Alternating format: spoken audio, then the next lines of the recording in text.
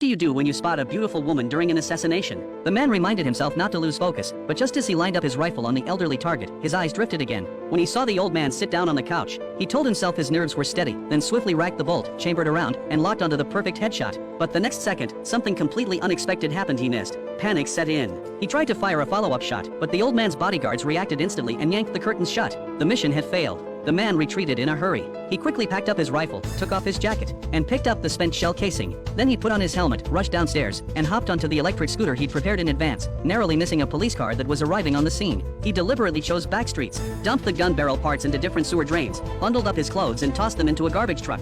After getting rid of everything that might draw attention, he circled the neighborhood a couple more times. Once he was sure no one was tailing him, he parked the scooter by the roadside, crossed a bridge on foot, and threw his helmet into the pitch-black river. For a professional hitman, that still wasn't enough. He went into a shop and asked to use the restroom, stripped off all his clothes, scrubbed himself with soap to mask his scent, shaved his beard, and changed into fresh clothes. Then he sprayed on a layer of cologne to further throw off any trail. Only then did he finally let out a small sigh of relief and take a cab to the airport. At the airport entrance, he ditched the last of his fake guns. By now, he looked like just another ordinary traveler. But the moment he stepped into the departure hall, the stare of a police dog made his nerves spike again. He worried he hadn't completely gotten rid of the gunpowder smell, so he went back to the restroom to wash up once more. He forced himself to stay calm and, inside a soundproof booth, informed his boss that the mission had failed. Even his boss found it hard to believe. A top-tier assassin who hadn't missed in 30 years had botched such a simple job. The man didn't bother to explain. He hung up and immediately destroyed the SIM card. One call that had always been his rule. The phone itself couldn't be kept either. Now everything should be foolproof, right? Yet after boarding the plane,